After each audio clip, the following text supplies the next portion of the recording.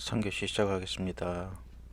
자, 우리가 이제 건강관리기본법 제정의 성과 및 사회적 기회에서 볼 때 건강관리기본법은 2003년 12월에 국회를 통과해서 2004년 2월에 공포를 했어요. 그리고 언제부터 시행했습니까? 2005년 1월 1일부터 시행을 했습니다. 그리고 현재도 진행 중이고요. 전국에서 이제 건강가정기본법의 전달 체계인 건강가정지원센터가 건강가정 사업을 수행을 하고 있습니다. 지금은 통합됐다겠죠. 건강가정 다문화지원센터. 자, 그러면 우리나라 가족정책을 명시적으로 제시하고 있는 건강가정기본법의 시행으로 어떤 성과가 나타나고 있으면서 또 이 법이 사회적으로 어떻게 기여했는지 보는데, 먼저 성과를 보게 된다면 가족정책의 패러다임을 전환을 했습니다. 패러다임은 그 흐름을 전환을 했죠. 건강가정기본법의 시행은 우리나라에서 처음으로 명시적이고 보편적인 가족정책을 실시하는 기틀을 만들었습니다. 이 법과 함께 중앙정부의 가족정책을 전담하는 부서를 처음으로 설치하게 됐어요. 건강가정기본법이 시행된 후 정부는 정부 조직을 개편하여서 가족 업무를 전담하는 중앙부서인 여성가족부를 만들었습니다. 건강가정기본법 시행 이전에는 국가가 개별 구성원 중심, 요보가정 중심의 소극적인 가족정책을 가지고 있었다면, 이 법의 시행 이후에는 전체 가정을 포괄하는 보편적인 가정을 대상으로 전담부서가 있는 적극적인 가족정책을 펼치는 기틀을 마련하게 된 것입니다. 즉, 건강가정기본법 이전의 가족정책은 빈곤과 실직, 폭력과 같은 문제 상황에 사후적으로 접근했어요. 사후적.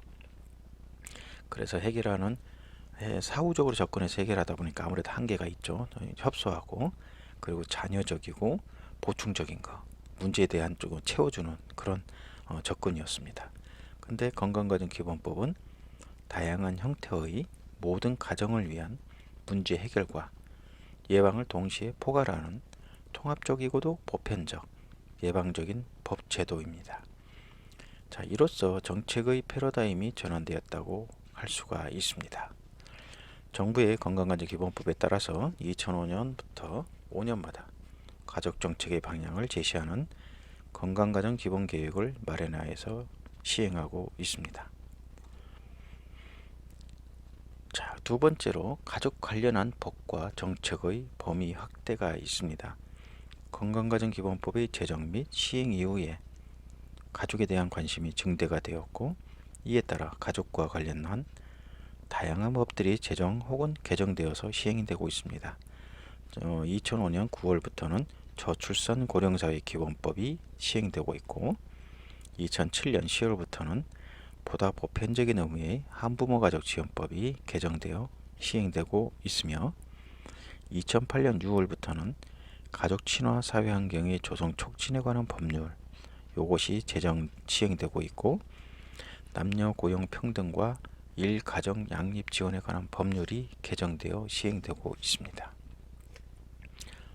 나아가서 국제결혼가정의 지원을 위한 다문화가족 지원법이 2008년 9월부터 시행됐고, 자녀 양육을 위한 강화한 아이돌봄 지원법, 이건 2012년 8월부터 시행되는 등 건강가정기본법의 실시와 함께 가족 관련 다양한 분야의 법률이 제정되거나 개정되었습니다.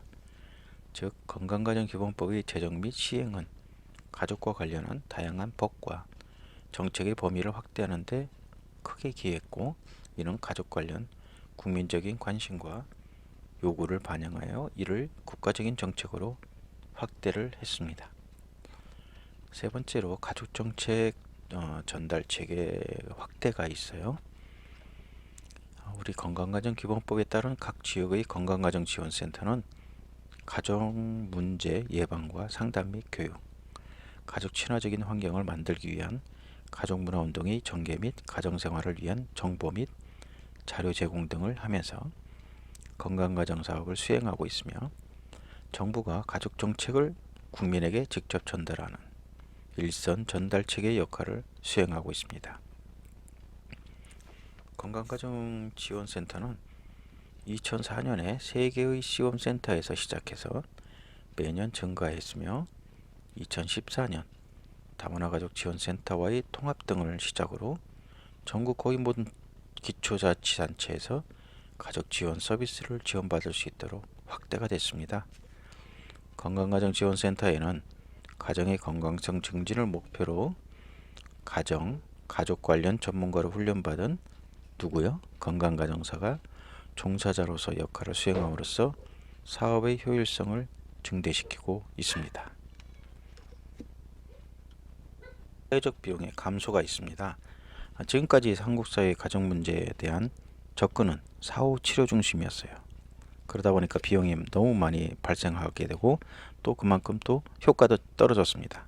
그러나 이제 건강가정기본법은 문제 예방적 측면을 매우 강조하고 있어서 가정 문제의 발생으로 인한 가족 기능 약화, 가족 갈등, 가족 해체 등을 사전에 방지할 수 있는 기재를 강조하고 있습니다. 이와 같은 법적인 기초에 근거해서 건강가정센터에서 실시하는 사업들은 가정 문제에 대한 접근이 사후 치료 중심에서 사전 예방 중심으로 옮아갔음을 알 수가 있습니다. 2017년 건강가정지원센터의 사업을 보게 된다면은 가족교육, 가족상담, 가족 돌봄 문화, 다양한 가족 지원, 아이 돌봄, 취약 위기 가족 지원, 공동 육아 나눔터, 거점 사업 이런 것들이 있습니다. 이 사업들을 보면은 가족에 대한 접근이 이미 문제를 겪고 있는 가족에게 사후 치료적으로 금전이나 서비스를 지원하기보단 가정의 자립을 통한 기능 강화와 문제의 사전 예방을 위한 교육, 상담, 가족 봉사단 활동 및 가정 친화적인 사회환경 조성을 통한 가정의 관심을 환기시키는 등 사전적이고 예방적인 것에 초점을 두는 것을 볼 수가 있어요. 자, 이처럼 사전적이고 예방적인 사업들은 그 효과를 바로 측정할 수는 없으나 궁극적으로 가정의 문제 발생을 예방하여서 가족 해체를 방지하고 가정의 기능을 강화함으로써 가족 해체나 문제 발생으로 인한 가족 구성원이나 사회가 감당해야 하는 사회적 비용을 최소화하려는 방법이라고 할 수가 있습니다. 이렇게 건강가정기본법 제정의 성과, 첫 번째 가족정책의 패러다임 전환, 두 번째 가족 관련한 법과 정책의 범위 확대, 세 번째 가족정책 전달체계 확대, 네 번째 사회적 비용의 감소, 이렇게 성과를 나타낼 수가 있고요. 그러면 사회적으로는 어떻게 기여를 했을까? 우리 가정생활의 실태와 문제, 변화하는 현상 등에 주목하여서 새로운 패러다임으로 가정에 대한 정책과 제도의 틀을 다시 구성해서 보다 효과적인 접근 방식을 마련하기 위한 하나의 방안이라고 볼 수가 있습니다. 첫 번째 사회적으로 어떻게 기여하느냐? 가족 정책의 효율성을 제고했어요. 그동안 가정에 대한 국가의 복지 서비스는 아동, 노인, 장애인, 청소년, 여성 등 이렇게 개별적인 구성원을 대상으로 했죠. 부분으로 주로 위기가 발생한 후에 개입하는 방식이었습니다. 자, 이러한 정책적 접근은 필연적으로 가정생활을 하나의 단위로 보고 접근하는 통합성의 결여에서 오는 한계 내지 비효율성을 가질 수밖에 없습니다. 최근 우리 사회가 다양한 가정 문제에 직면하게 되면서 이에 효과적으로 대처하고 나가서 가정의 건강성을 증진시키기 위해서는 가정 중심의 통합적 지원 체계가 구축되어야 한다는 필요성이 강하게 제기되어 왔습니다. 건강가정기본법은 가정을 구성하는 개별 대상보다는 가정생활 자체를 하나의 주체, 생활 단위로 접근해서 이에 기초한 정책이나 사업 및 서비스를 제공하고 기존의 패러다임을 전환시킴으로써 이러한 한계를 극복할 수 있는 근거를 마련했습니다. 즉, 건강가정기본법을 통해서 개인이 아닌 가정을 하나의 단위로 접근하는 행정적, 제도적 기틀이 마련되어 가정에 대한 정책 및 제도의 통합성을 꾀함으로써 가정 문제 해결과 예방의 효율성을 높일 수가 있었습니다. 두 번째, 가정 문제 해결을 위한 장기적 효과성을 창출을 했어요. 그동안 가정 혹은 가족과 관련된 제도와 법에 있어서 그 한계로 자주 거론된 쟁점은 국가의 개입이 주로 요보 가족에 집중되어서 어떤 문제가 발생한 다음에 그 해결과 치료를 위해서 사후적으로 서비스를 제공한다는 점이었습니다. 복지사회를 지향하는 오늘날 우리의 관심은 요보 가족을 중심으로 한 사후적 접근에만 머물러서는 안 되겠죠. 가정은 상호 이타적인 가족 구성원으로 이루어진 생활 공동체로서 1차적인 부양 경영체로서의 기능을 통해 사회 안전망으로서의 역할을 수행하고 있습니다.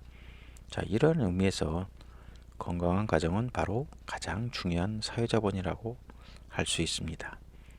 가정에 대한 예방적 차원의 제도적 접근을 통하여 가정 문제의 발생을 사전에 차단함으로써 사회 자본으로서의 가정의 기능을 보장할 때 장기적으로 사회적 비용이 크게 감소되며, 이러한 점에서 가정에 대한 예방적 접근을 지지하는 건강가정기본법의 사회적 기여가 크다, 이렇게 말할 수 있고요.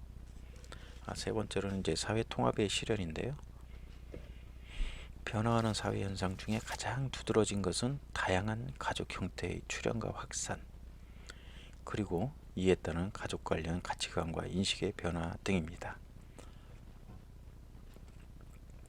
건강가정기본법에서는 다양한 형태의 가정의 욕구를 충족시키고 다양한 가정과 함께 연대하여서 건강한 가정, 건강한 사회를 만들어간다는 점을 명시하고 있습니다. 특히 건강가정지원센터의 중요한 사업 대상인 한부모 가정에 대한 지원, 또 장애아를 키우는 가정에 대한 지원, 그리고 조선 가정 및 재혼 가정, 군인 및 재소자 가족, 북한 이탈 주민, 탈북민이죠. 그 다음에 취약, 위기 가족에 대한 지원 및 미혼모 부자 거점에 이르기까지 다양한 형태의 가족에 대한 지원 사업을 통해 사회 통합을 실현하고 있습니다. 자, 이들 다양한 가정에 대한 지원은 궁극적으로 건강한 가정을 통한 건강한 사회를 만드는 데 기여할 것으로 생각합니다. 네 번째는 가족을 위한 제도적 서비스의 질적 향상으로 하나 우리가 잡았습니다. 건강가정기본법에서는 건강가정 사업을 수행하는 전문진력의 자격과 역할, 제도와의 조건 등을 시행령 및 시행규칙을 통해 제시함으로써 가정생활에 대한 전문적 교육을 받은 전문가의 양성과 배출, 전문기관의 보급 등을 제도화했습니다. 그리고 가정문제 해결 및 예방을 위한 프로그램의 개발과 보급, 관련 서비스의 실천, 교육과 상담을 통한 접근 등 전문적인 사업이 수행될 수 있는 기반을 확보하고 있습니다. 또한 법에서는 건강가정 사업을 수행하는 전담기구 그리고 행정부서 등에 대한 규정을 둠으로써 그동안 산발적으로 행해지던 가정생활 관련 사업들이 통합성과 효율성을 갖고 실시되도록 기틀을 마련하고 있습니다. 건강가정기본법 제정을 계기로 가정생활에 대한 접근이 전문기관을 통해서 전문가에 의해서 전담 조직의 지원 아래 이루어질 수 있는 환경이 조성됨으로써 복지 서비스의 질적 향상을 도모하고 효과적인 정책 실현이 예상이 되고 있습니다. 다섯 번째로 가족 정책 및 제도의 거시적, 장기적 방향 제시를 했어요.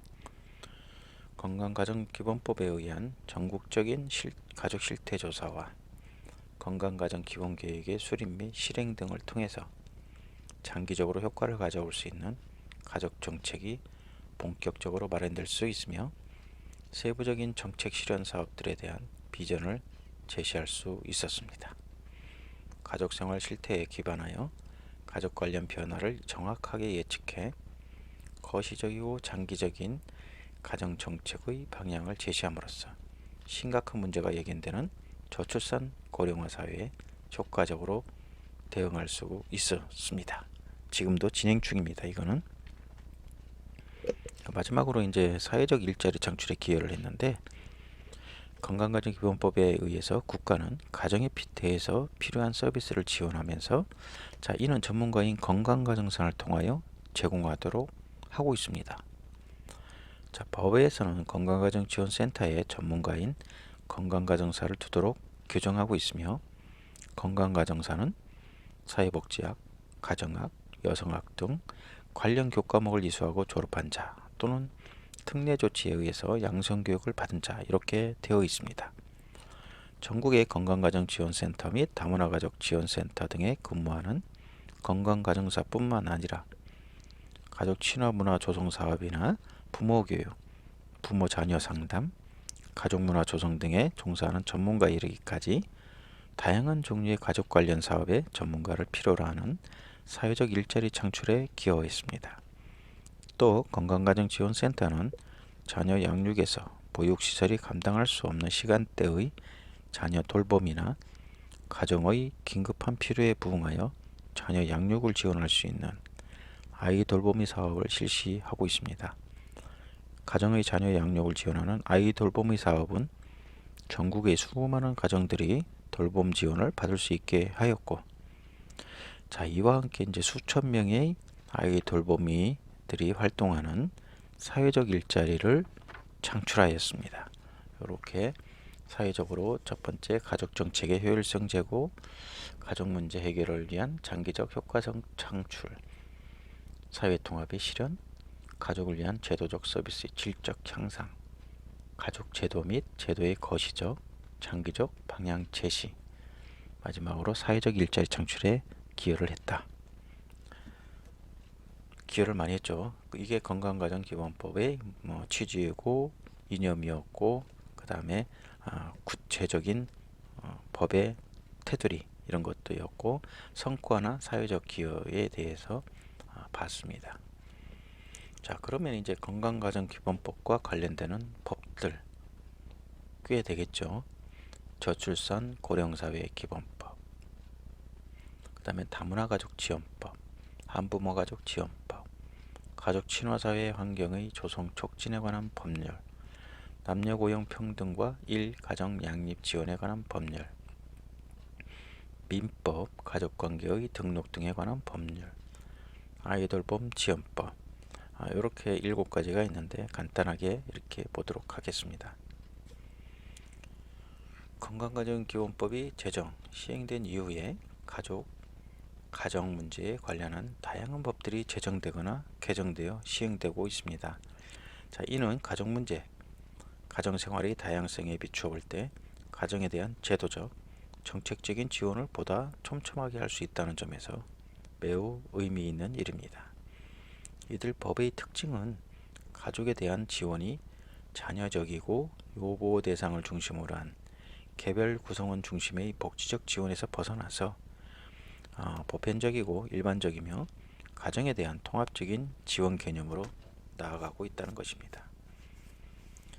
여기서 이제 간단히 보게 되면은 먼저 관련된 법들입니다. 저출산 고령사회 기본법입니다. 요거는 법의 제정 또는 개정 연도는 2005년 5월 제정을 했고, 같은 연도 9월 달부터 시행을 했습니다. 건강가정기본법하고 거의 비슷하죠? 시행이 한 9개월 늦네요. 이것의 법의 목적은 저출산 고령사회 정책의 기본 방향을 수립하고, 이를 통해 국가의 경쟁력을 높이고 국민의 삶의 질을 향상시키며 국가의 지속적인 발전에 이바지하는 것이다. 주요 내용은 보건복지부 장관은 저출산 대책과 고령사회 정책의 기본 방향을 설정하고 중요 정책을 심의하는 저출산 고령사회위원회를 두며 5년마다 고령사회 기본계획을 세우고 이를 시행하도록 규정하고 있습니다. 다음에 이제 다문화가족지원법, 요것도는 언제냐, 2008년 3월에 제정돼서 2008년 9월부터 시행을 했습니다. 기본법보다 3년 늦네요.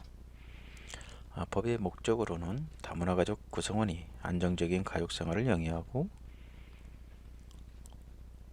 사회 구성원으로서의 역할과 책임을 다할 수 있도록 함으로써 이들의 삶의 질 향상과 사회 통합에 이바지하는 것이다, 이렇게 했고요.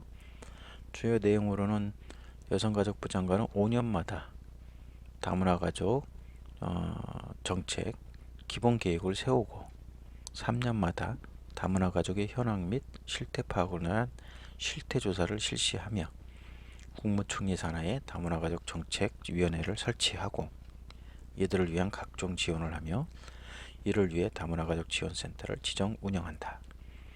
자, 여기서 기본계획은 건강가족기본법하고 같이 5년 해놨습니다. 그런데 실태조사는 건강가족기본법은 5년이었는데 여기서는 3년입니다. 다문화가족지원법은 요거 조금 차이가 있으니까 조금 이렇게 알아두시기 바라고. 한부모가족지원법이 있습니다. 요거는 1989년 4월에 제정을 해서 7월부터 시행한 모자복지법, 요것을 2002년 12월 모부자복지법으로 개정을 했고 2003년 3월부터 시행했습니다. 그 후 다시 2007년 10월에 한부모가족지원법으로 개정을 해서 2008년 1월부터 시행을 했습니다. 처음에는 모자복지법이니까 뭐야? 그럼 아빠는 뭐야? 그래서 나중에는 모부자복지법. 뭐지? 모부자? 이렇게 할 것까지는 없을 것 같은데 그래서 2007년부터는 엄마든 아빠든 간에 누가 키우든 간에 하나의 한 부모이기 때문에 그냥 한부모가족지원법으로 하자 명칭을 개정을 했어요. 자, 그래서 목적은 한부모 가족이 건강하고 문화적인 생활을 영위할 수 있도록 함으로써 한부모 가족이 생활 안정과 복지 증진에 이바지하는 것이죠. 주요 내용으로는 한부모 가족이 복지 증진을 위한 국가 등의 책임과 한부모 가족의 권리와 책임을 규정하고 법에 따른 보호 대상자 및 한부모 가족에게 지원되는 복지의 내용을 밝히고 모자가족 복지시설 등 한부모 가족 복지시설에 대해서 규정을 하고 있습니다. 네 번째로 가족 친화 사회 환경의 조성 촉진에 관한 법률. 요거는 2007년 12월에 제정돼서 2008년 6월부터 시행을 했습니다. 목적은 가족 친화 사회 환경의 조성을 촉진함으로써 국민의 삶의 질 향상과 국가 사회의 발전에 이바지하는 것입니다. 내용으로는 보건복지부 장관은 가족 친화 사회 환경 조성 기본 계획을 5년마다 수립 시행하고 가족 친화 사회 환경 조성 사업과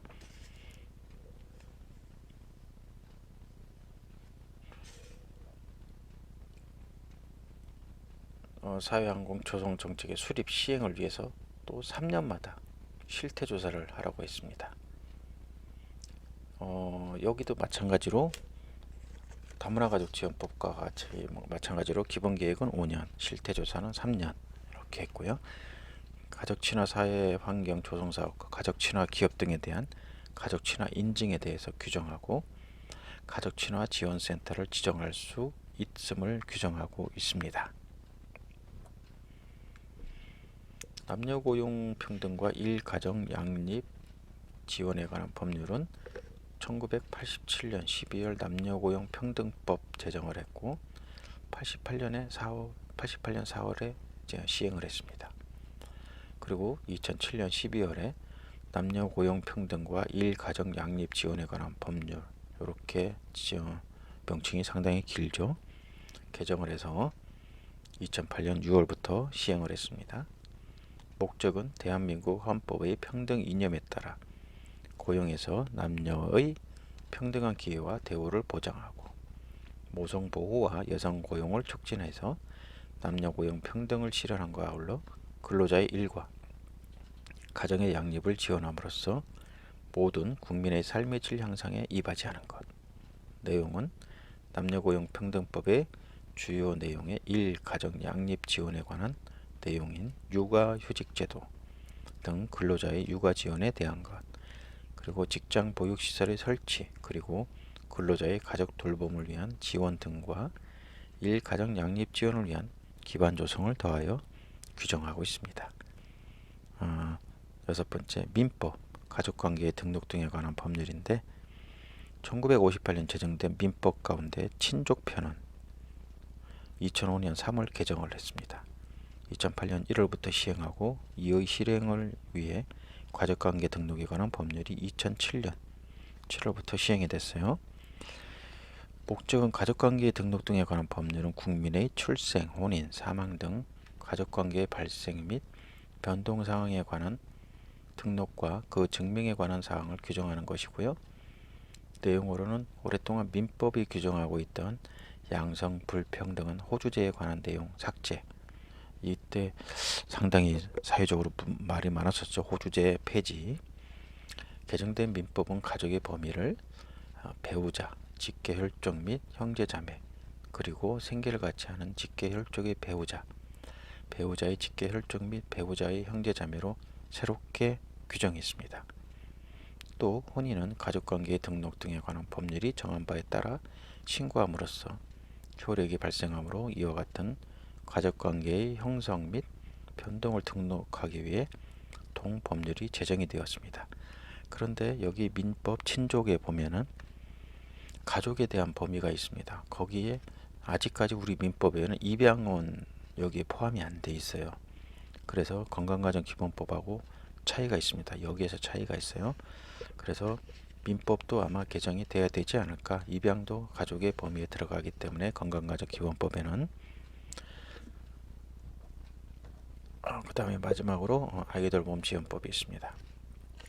2012년 2월 1일 제정해서 8월 2일에 시행했고요. 목적은 건강가정지원센터에서 실시하고 있는 아이돌보험 및 서비스의 법적 근거를 마련한 건강가정기본법의 개정에 따라 이의 구체적인 내용을 담고 있으며 법의 목적은 가정의 아이돌보험을 지원하여 아이의 복지 증진 및 보호자의 일, 가정 양립을 통한 가족 구성원의 삶의 질 향상과 양육 친화적인 사회 환경을 조성하는 것입니다. 내용으로는 국가 등의 아이돌보험 지원의 원칙을 밝히고 아이돌보험의 직무, 자격, 교육 등 아이돌보험의 직무에 관한 내용과 아이돌보험의 서비스 제공기관의 지정 등에 관한 내용, 공동육아 나눔터의 운영에 관한 양육 친화적인 사회환경의 조성, 사회돌봄, 아이돌보험 서비스 비용의 지원 및 이들의 지도 감독 등에 대한 내용을 포함을 하고 있습니다. 자, 이렇게 해서 3장 건강가정지원센 기본법에 대해서 다 했고요. 또 관련된 법들까지도 7개에 대해서 좀 간단하게 목적하고 내용에 대해서 봤습니다. 오늘 수업은 여기서 끝내도록 하고요. 한 주간도 잘 지내시고 건강하게 지내시기 바라겠습니다. 모두 수고하셨습니다.